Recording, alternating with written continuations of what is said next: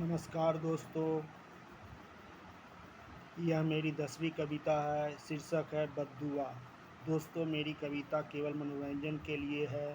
मेरा उद्देश्य किसी भी व्यक्ति, संस्था का दिल दुखाना या किसी की भावना का ठेस पहुंचाना नहीं है। तो शुरू करते हैं।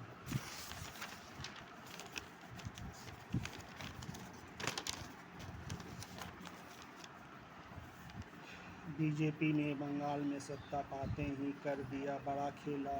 जगह जगह सरकारी ज़मीन जैसे रेलवे की ज़मीन पर से बस्तियां दुकान हटाकर कर रही साफ सुथरा।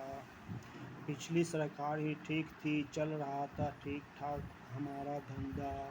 पर ये सरकार आते ही मंदा तो दूर की बात कर रही पूरा सफाया। ये सरकार गरीबों की नहीं, ये है पूंजीपतियों का संगी। टीएमसी वाले ही बड़े अच्छे थे, ये बात ही गूंज रही थी सभी के जुबान से।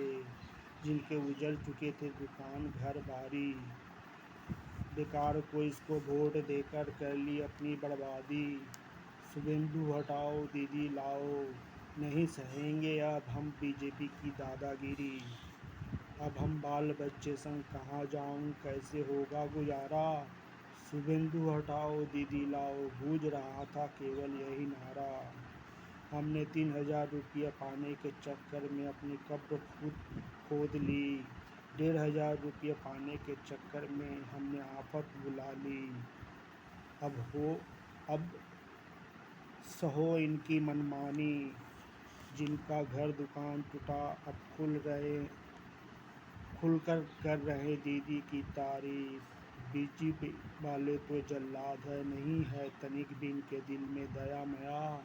हमने इनको वोट देकर खुद बुला ली अपनी मुसीबत। दीदी को फिर से लाओ, नहीं तो जीना हम लोगों का हो जाएगा दूभर। लग रहा है अब हम लोगों की आत्महत्या करनी पड़ेगी किसी पोखर में डूबकर। आज एक तबका बीजेपी के इस निर्णय से है व्यथित। मेरे विचार में सभी दुख ईश्वर प्रदत्त नहीं होते हैं कुछ पीड़ा जो मानव द्वारा गढ़े गए।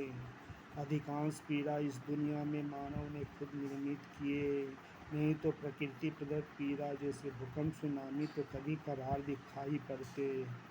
केवल सबलों ने ही छल कपट से दुर्बलों पर घोर अत्याचार किए। यही पीड़ा सबसे दुखद है जिसने अपने स्वार्थ पूर्ति के लिए किए। कश्मीरी हिंदुओं का पलायन भी था एक तबके के द्वारा किया गया खिलौना खेल। इस तरह इतिहास में अनगिनत मारकाट सब है, मानव के मनोविकृत कार्यों का मेल। एक समय टीएमसी वाले भी बीजेपी के वोट देने के शक के आधार पर किया था उनका अत्याचार। उनको भी सिर्फ जान बचाने के लिए भागना पड़ा था घर द्वार छोड़कर। आज एक तबका मन ही मन कोस रहा बीजेपी को जीत दिलाकर। कह रहा है उन्हें जहन्नुमी, बेकार को सत्ता परिवर्तन कराया, अच्छी थी दीदी ही। यह मानव मन है जो सिर्फ अपना फ़ायदा देखता है। उनके मुताबिक काम हुआ तो कुछ लोगों की नज़र में है अच्छा, जब मन माफिक ना हो तो करने लगते हैं उनकी बद्दुआ। बस आज के लिए इतना ही।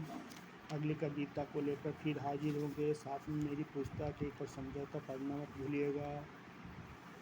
पुस्तक अमेज़न फ्लिपकार्ट पर उपलब्ध है, अगर ज़रूरत पड़े तो मुझसे भी खरीद सकते हैं। अगर कोई फिल्म निर्माता निर्देशक अच्छी कहानी की तलाश में है तो मुझसे संपर्क कीजिएगा। एक और समझौता जो कि भारत पाक रिलेशनशिप पर आधारित है, पर फिल्म बनाकर अच्छा खासा मुनाफा कमा सकते हैं। अपना और अपने स्वास्थ्य का ध्यान रखिएगा। यह वीडियो अगर पसंद आई हो तो लाइक शेयर सब्सक्राइब कर दीजिएगा। नमस्कार, जय हिंद, वंदे मातरम।